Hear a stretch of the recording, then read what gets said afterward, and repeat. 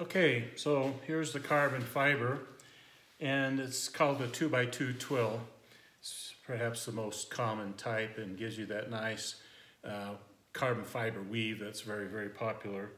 So this particular weave, if you look at it real closely, you have the twill, it runs this way and then perpendicular. So this is what we're calling 0 to 90. So I have marked out two pieces here that are slightly larger than what we need for our little demo or trial unit. And so I'm going to cut these out. And I got these nice shears.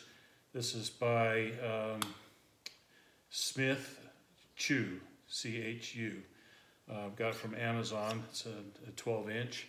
And boy, do they cut nice, and it's a lot cheaper than a lot of those I find at fabric stores and at the composite places. So I put the tape on here because this stuff likes to fray, and it also can lose its shape real quickly, and you want to try to preserve that natural weave or that weave that they've built in.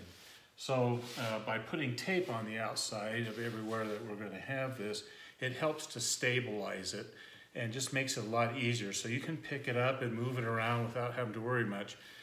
You pick up anything that's not stabilized like this, and just the droop of the material is enough to cause it to kind of bend out of shape and lose its nice pattern. So we don't want to do that.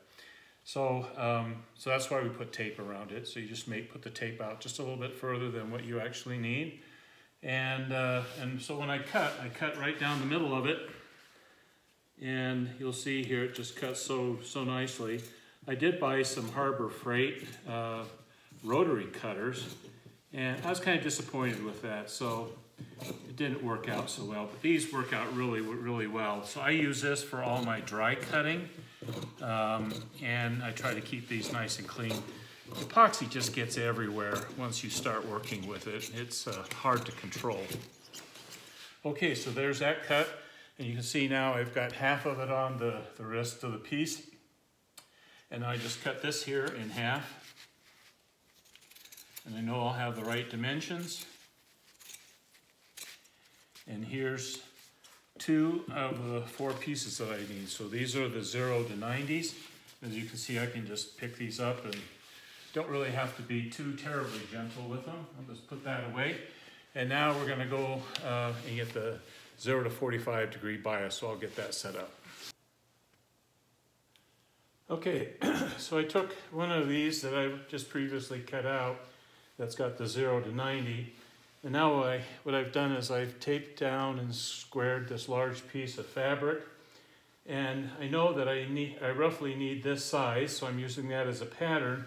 But I want it at a 45 degree. And since I kind of use this edge of the table, I can use that same edge to kind of set my 45 using this old square right here, which has a 45 in it. And so I can see I need to come back about right here and set it right there.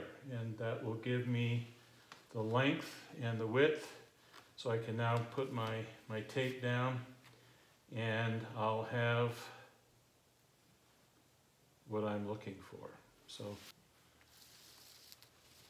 okay, so using this as a template, I went ahead and got my first 45 in there.